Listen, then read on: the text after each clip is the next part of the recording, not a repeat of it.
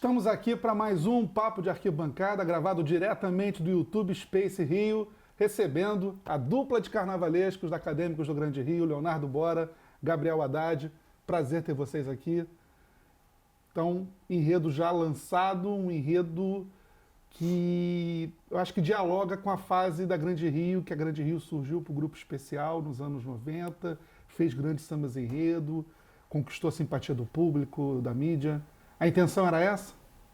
A intenção era essa, era reconectar a escola com essa tradição, né, de grandes enredos que ela apresentou, principalmente na década de 90, né, 1990, falando de temas, né, que tratam de questões que se na época, né, já eram, porque sempre foram relevantes, né, para o nosso contexto carnavalesco brasileiro carioca, agora são mais relevantes ainda, né, são urgentes. Toda essa temática ligada à afro-brasilidade, às discussões sobre ancestralidade, pertencimento. Então é um enredo autoral para muita gente que questionava, né? Muita gente falava, né, Gabriel? Agora eles foram lá e vão ser desidratados, né? Mais uma... Desidratados. A gente ouviu esse... Ouvimos muita coisa, né? O que seria ser desidratado? Não sei, talvez abrir mão, né? Abrir mão de alguma particularidade estética ou discursiva do trabalho em prol de um patrocínio, alguma coisa do tipo, só que dependendo do patrocínio, é aquilo que a gente conversa. É difícil a gente falar assim de um enredo, esse enredo é cultural e esse enredo é patrocinado. Mas por que o enredo patrocinado também não pode ser cultural, dependendo, né? A gente apresentou algumas ideias à diretoria da Grande Rio, eles foram atrás também de patrocínios em cima das nossas ideias, né, de que a gente apresentou, só que acabou nada caminhando para frente e aí a gente conseguiu fechar o enredo sobre o Joãozinho da Gomeia. Mas como é que foi isso, assim, essa abordagem, essa contratação de vocês pela Grande Rio? A escola veio em cima de vocês pedindo justamente essa verve de trabalho que você já tem feito desde a Intendente Magalhães. Como é que foi esse processo? Pois é, porque é engraçado, assim, muita gente acaba não conhecendo o nosso trabalho, mas a gente ficou 4 anos fazendo carnaval na Intendente Magalhães, e desses 4 anos, 3 foram vitoriosos, né? Foram 3 carnavais campeões, e trabalhando sempre dessa forma, com a gente imprimindo uma estética, a gente conseguindo dar uma linha discursiva, um enredo com uma marca mesmo. E isso desde quando a gente começou no Santa Marta, onde eram 7 carnavalescos, né? E depois indo para Sossego, onde quando eu e Léo a gente passa a assinar sozinhos, a gente buscou desenvolver enredos que tivessem uma ligação afetiva com a escola. A gente conseguiu chegar a essa conclusão que quando a gente desenvolve enredos que a escola compra o barato, que a escola se vê na avenida, vem samba bom, a escola desfila leve, desfila solta, que foi exatamente o caso agora da Cubango, né? Isso foi interessante, quando nós seguimos sozinhos, né? Na verdade, não existe... Não sozinhos, né? Mas nunca sozinhos, nós nunca assinamos carnaval individualmente, né? Essa é uma característica do nosso trabalho, sempre trabalhamos em parceria. E vocês têm colaboradores antigos, inclusive o Vinícius Natal, um dos autores, né, da pesquisa do enredo, é um dos maiores articuladores, né, de todas as pontes que a gente está conseguindo fazer graças a escolha, né, o desenvolvimento desse enredo.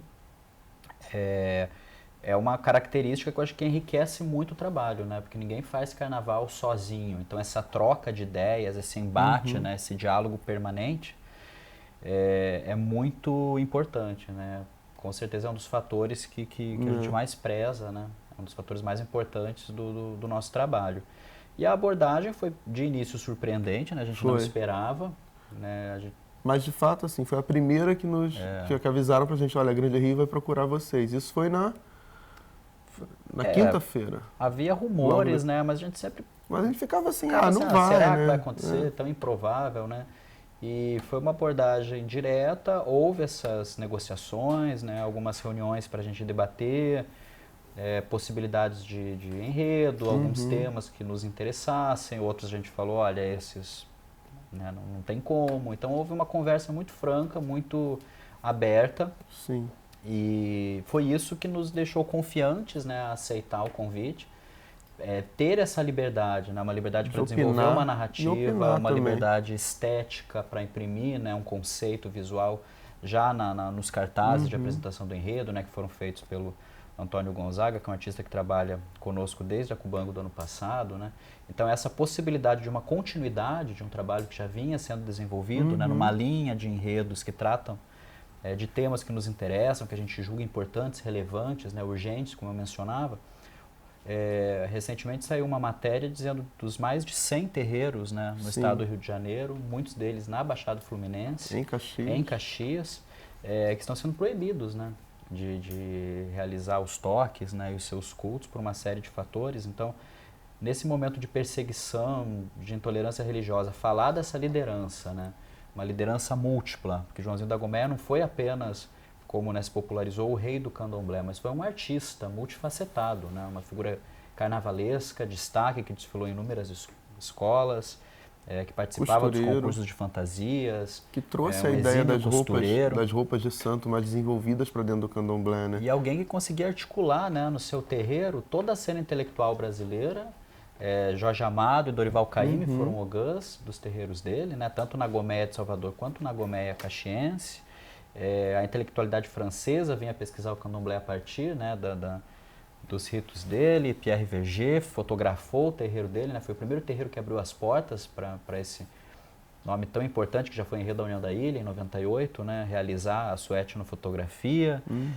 E a cena política brasileira e artística como um todo, né, os presidentes da República se curvavam a ele, né, Getúlio Vargas, JK, assim como as cantoras do rádio, os atletas, né, então é um enredo muito rico nesse sentido. E múltiplo, né? Muita gente acha que a gente vai focar apenas no Joãozinho da Gomeia, pai de santo, que popularizou o candomblé no Brasil, mas não, além disso, ele era um artista impressionante, que fazia suas próprias roupas, participava de concursos de fantasias no Teatro Municipal, no João Caetano. Então, assim, ele era uma pessoa que circulava em todos os ambientes da sociedade e não ficava apenas dentro do terreiro de candomblé. Vencendo, né, uma série de estereótipos e preconceitos, né, porque era nordestino, baiano, do interior da Bahia, negro, homossexual, assumido, né, assumidíssimo, tanto que uma das personas dele carnavalescas era uma vedete, né. Então, a Arlete, né? E isso, na época, quando ele começou a aparecer, né, travestido de vedete, causou um escândalo, né? Quer dizer, todos os preconceitos estavam... Exatamente. Todos os preconceitos da época, né? E que não mudam, que não mudam. Por isso que é um enredo muito atual. Exatamente. Então, enfim, todo esse caldeirão aí, né, que a gente está mexendo, já está rendendo frutos muito interessantes. A repercussão foi muito maior do que a gente imaginava, né? É claro que a gente aguardava uma repercussão positiva. Mas a gente sempre se prende muito dentro do mundo do carnaval, né? Ah, foi positivo no mundo do carnaval, não, mas explodiu. É aquilo que a gente É importante cada vez mais falar para fora do nosso dia. Exatamente. A gente já está recebendo, né, procura de pessoas do Brasil inteiro, né? Pesquisadores do Rio Grande do Sul, do Paraná, de Mato Grosso, do Nordeste. Candomblecistas do Mato Grosso, de Inhambupe, né? Pessoas que levaram a Gomeia daqui, né, tanto de Salvador quanto daqui de Caxias, para o Brasil, estão procurando a gente. Como que a gente faz para conversar com vocês? Como que a gente faz para desfilar? Então, assim, o lançamento do enredo foi algo que mexeu realmente com todo mundo. Quer dizer, quem achava que vocês iam se desidratar... a gente está se divertindo muito. Está sendo um processo muito rico, muito vivo, muito... E de bastante conversa, né? De muita conversa. A gente tem levado pesquisadores que viam a vida de João, né? Na época, lá para o Barracão, para a gente conversar. A gente foi a Caxias conversar com a presidente do Instituto Histórico de Duque de Caxias, que tem materiais que conseguiram recolher no terreiro, né, que hoje, infelizmente, é um terreno abandonado, mas que eles conseguiram recolher anteriormente e está guardado lá. Os descendentes deles já algum contato? Tem mais de 6 mil filhos de santo, né? Nossa. Então, é uma multiplicidade absurda, né? Mas nós já conversamos com alguns dos principais, né, das pessoas que conviveram com ele, que frequentavam a Gomeia, até para compreender essa memória viva, né, para além daquilo que foi escrito sobre ela, porque há relatos na obra de Jorge Amado, em inúmeros pesquisadores, a Omindareuá, né, a mãe Gisele Cossacca, uma pesquisadora antropóloga francesa que foi iniciada, né, por Joãozinho da Gomeia. Há quem diga que foi a primeira intelectual, né, francesa a ser iniciada no candomblé. Não era permitido, né? Era uma época que não era permitido que estrangeiros fossem iniciados no candomblé aqui no Brasil. Então ele é o primeiro a iniciar uma francesa. Tem uma série de pioneirismos, né? E... Quer dizer, é um enredo riquíssimo e que eu imagino que a maior dificuldade pós-fase de pesquisa e a parte de fazer a roteirização, de você fazer toda a sinopse, seja dar o recorte. Sim, é o mais difícil. Especialmente no momento hoje que os enredos são tão enxutos. Talvez há 5, 10 anos atrás, quando as escolas tinham 8 setores, seria até mais... 9 alegorias, né? Dá vontade, né, de você ficar... A gente comentou isso ontem. Mas isso é um detalhe, né, uma particularidade desse enredo que nos agrada muito, que é a possibilidade de trabalhar diversas variações, né, diversas visualidades dentro de um mesmo espetáculo, né, que é algo que a gente já executou um pouquinho esse ano na Cada setor Cubango, vai ser né? um pouco diferente do outro. A gente não vai ter como manter aquela linearidade estética de um setor para o outro. Claro que a gente faz tudo Existem conversar. motivos, né, que vão sendo sempre entreligados. É uma trama, claro. Sim, é uma história com início, meio e fim. Isso é característica do nosso trabalho, né? A gente montar um enredo, pensar o enredo como um todo, mas dentro do próprio enredo a gente vai dando particularidades a cada setor. E isso vai possibilitar uma brincadeira artística ainda mais maior, legal. né? Então, a gente vive essa tendência, né? Todo mundo no meio do carnaval tende a rotular as coisas, né? Então sempre classifica, bota na gavetinha, é enredo afro, é enredo não sei o quê. Né? Então, muita gente falando, nossa, é um enredo afro. Sim, é um enredo afro-ameríndio, mas também é muito mais do que isso. E as pessoas falam assim, afro de novo? Nossa. E vocês mostram, pelo que a gente está vendo aqui, é inesgotável. Inesgotável, não, e que é um comentário que muitas vezes revela, né, desse racismo estrutural, desse racismo epistêmico que ainda impera na sociedade, né? Porque as escolas de samba são organizações populares de matriz afro-ameríndia, afro-brasileira, então... nunca vai ser esgotado, né? Porque o samba está aí, a origem das escolas é isso, né? Então, quando eu leio ou ouço esse tipo de comentário, nossa, mas vocês vão mais uma vez fazer um enredo afro? Mais do mesmo. A gente já ouviu isso. Nunca vai ser Como mais assim, do mesmo, mais do né? mesmo? E muito pelo contrário, acho que esse tipo de comentário só impulsiona o nosso trabalho a buscar todas essas variações, outras referências. Sim. E certamente vai ser um trabalho... né, quem já acompanha a nossa trajetória vai perceber a nossa identidade ali amadurecida, claro, né, porque é uma caminhada, com variações, com outras referências, então, em movimento, né, que a gente nunca pode parar. Acho que a gente se entende enquanto artistas em movimento, artistas que não têm medo de mudar também os rumos, né, então...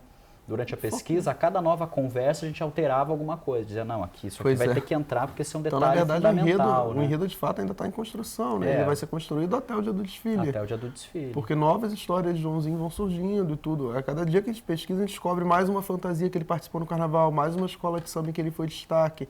Então são coisas que a gente vai agregando ao desfile. Toda essa mitologia em torno do culto da Jurema, né, que ele traz para Caxias também, um dos primeiros terreiros a usar a Jurema aqui no Rio de Janeiro. Né, e a complexidade dos candomblés de caboclo, isso é uma coisa que ainda foi pouquíssimo explorada pelas escolas de samba e permite um mergulho extremamente profundo, né? Então é algo que a gente ainda está...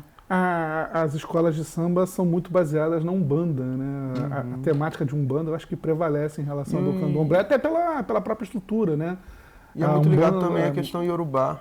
Isso. E o candomblé de Joãozinho era o candomblé de Angola, o candomblé de caboclo, então é muito ligado à cultura banto.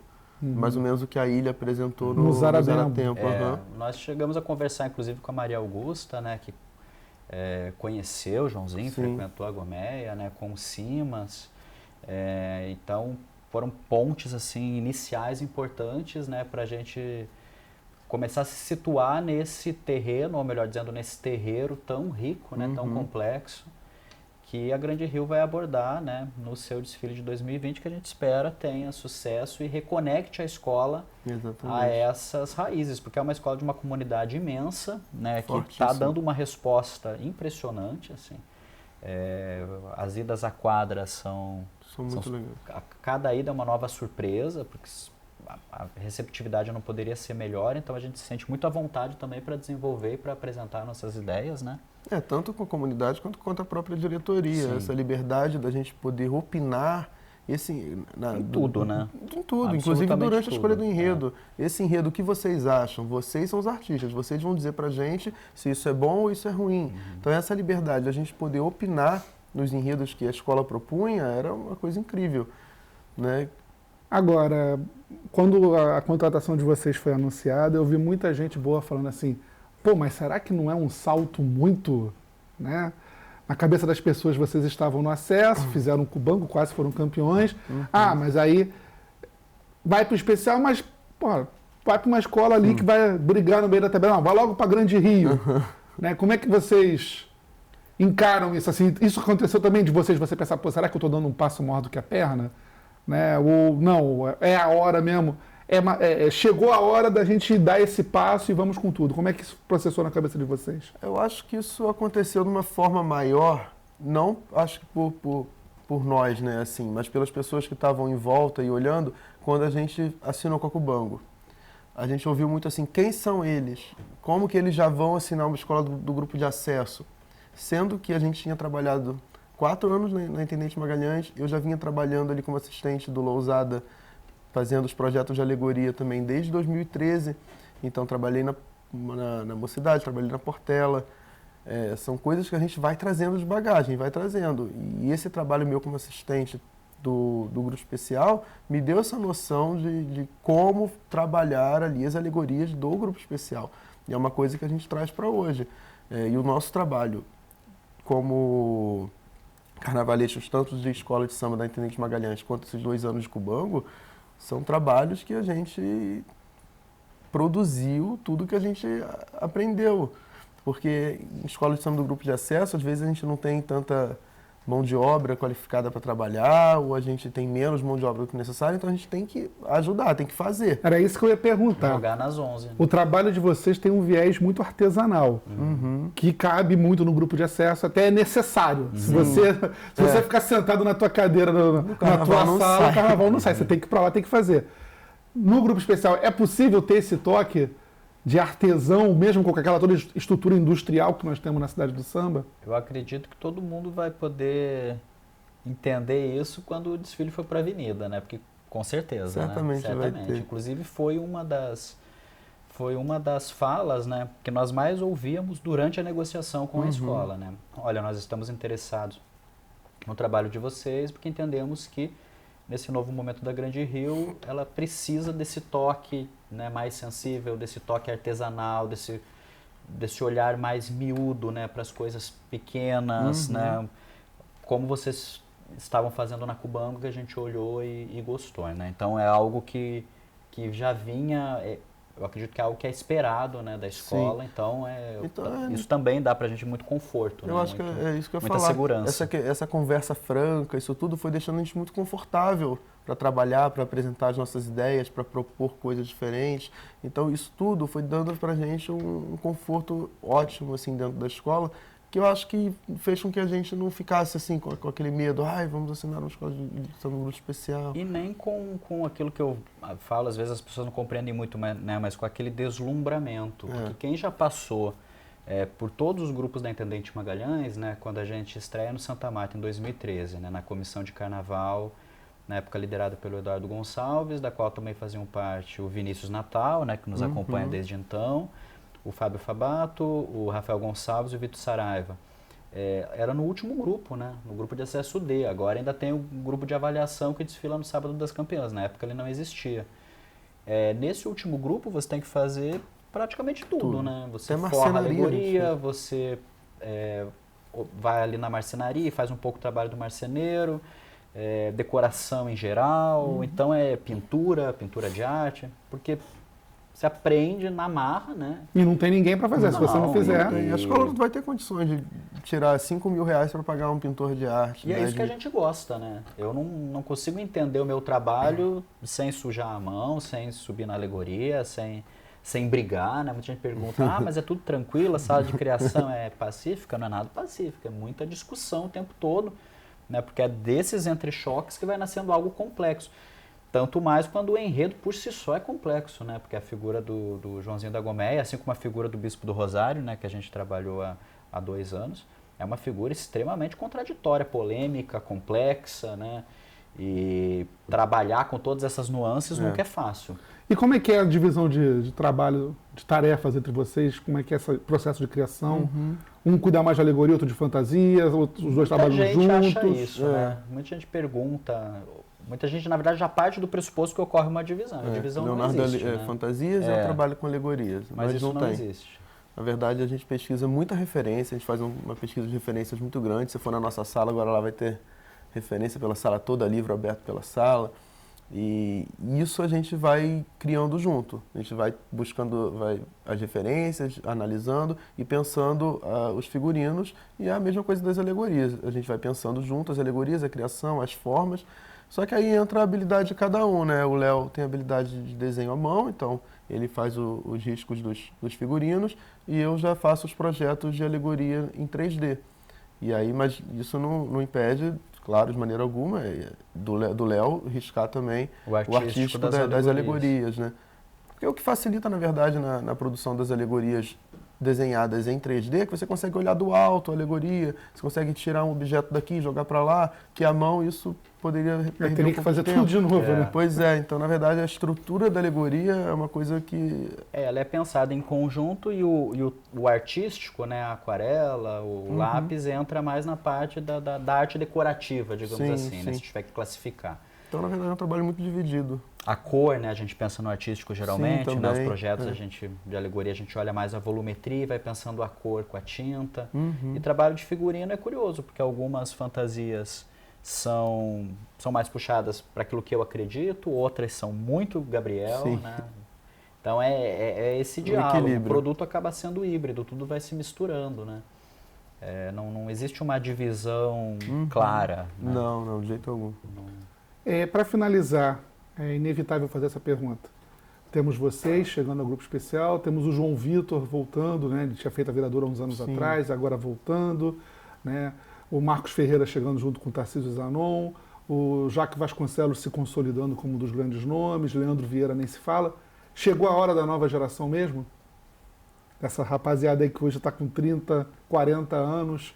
Chegou a hora de vocês? A gente tem ouvido muito essa expressão, né? Nova geração é inevitável, mas é uma nova geração com uma estrada aí, né? Que já tem uma caminhada, caminhadas múltiplas, né? Cada um de nós tem percursos distintos. Essa é uma característica do carnaval, inclusive, né? Dos profissionais do carnaval. Nunca existe uma história igual a outra. E não existe um curso de carnavalesco, né? Você não faz um curso. Eu sou formado em Relações Internacionais, Léo em Direito e em Letras, então, assim, não existe um curso, como ser carnavalesco e como entrar no carnaval também não tem, porque eu entro tanto como carnavalesco em 2013 e já começo ao mesmo tempo fazendo assistência do Lousada. E vocês começaram na brincadeira do carnaval virtual, né? Pois é, ainda tem o carnaval virtual. Que, no meu caso, que morava no Esqueci do Jorge Silveira né? também. O Jorge Silveira fez carnaval virtual. Claro, sim. Né? O Marcos Ferreira fez carnaval virtual. Essa galera tá chegando agora. Todo mundo fez carnaval virtual.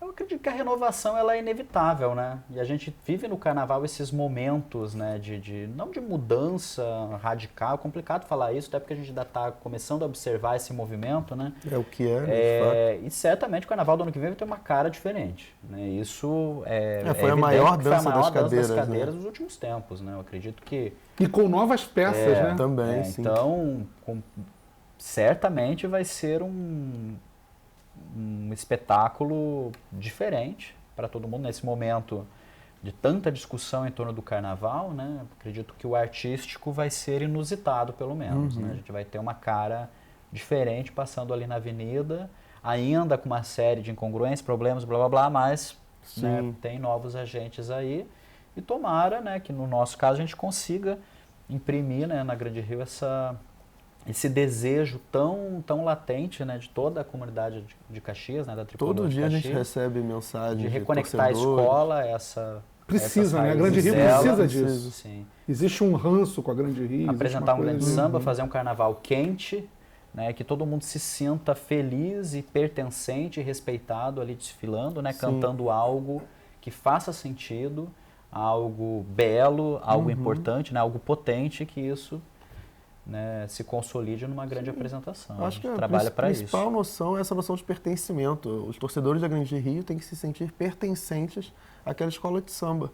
Eu acho que é isso que a gente está buscando com esse enredo. Trazer as pessoas e eles dizerem, somos Grande Rio. Perfeito. Já estava esquecendo, você está lançando o livro agora, né, Bora? Aproveita e fala um pouco. O Antropofagia, de Rosa Magalhães, né? Eu até brinquei na Fli Portela, o evento literário que correu na quadra da Portela. Eu falei, nossa, o carnavalesco da Grande Rio, estou aqui na quadra da Portela falando sobre um enredo que trata de um enredo, falando sobre um livro, né, que trata de um enredo da Imperatriz Leopoldinense. Isso é o carnaval, né? Todo mundo junto. É a parte, né, uma atualização da minha dissertação de mestrado, que eu defendi em 2014 na UFRJ, no programa de Ciência da Literatura, Teoria Literária, que analisa 11 narrativas, né, de enredo da Rosa Magalhães, de 92 a 2002, com foco nessa apresentação de 2002, né, Goitacazes, Tupi or Not Tupi na South American Way, aquele desfile que ficou famoso pela polêmica, né, com o patrocínio de Campos. E o livro é uma atualização disso, né? Vai sair pelo selo Carnavalize, uma iniciativa do editor Leonardo Antan, né, que também é curador de várias exposições que se desdobraram depois do desfile da Cubango sobre o Bispo do Rosário. E é uma leitura interessante, né, vendendo meu peixe, né, fazendo merchan, porque é um olhar inusitado para a obra, né, dessa carnavalesca, que é uma referência. É a sua referência? É uma das minhas maiores referências, com certeza. Inevitável. Cresci acompanhando, né, o duelo estético Rosa e Renato Lage, né? Então, os primeiros rabiscos carnavalescos, obviamente, eram inspirados, né? Quando você era criança pequena, mistura, lá no Paraná? Lá no Paraná, em Irati, no interior do estado. Né, em 93, né, acompanhando ali Mocidade, Imperatriz, Marraio Feridor, Marquês que é Marquês, né? Essas foram algumas das primeiras imagens que se fixaram mesmo, né, nas minhas retinas e que foram para o papel, né, começando ali a experimentar, a desenhar alegoria, desenhar fantasia. Ninguém entendia nada, né, parecia uma coisa alienígena. E o livro, inclusive, trata um pouquinho também dessas memórias que depois eu viria a aprofundar na tese de doutorado, que eu não sei quando vai ser publicada, espero que um dia, em breve. Que é um trabalho muito mais volumoso, que é a obra da Rosa como um todo, né? Nossa. E a Rosa vai participar do evento, enfim, vai ser bem legal. Adquiram o livro. E a tua referência? É complicado, Baltar, assim, mas eu tenho a mesma idade do Léo, né? 2 anos de diferença só, então também cresci ali na década de 90, vendo a Rosa versus Renato, aquela coisa, né? Eles disputando os títulos.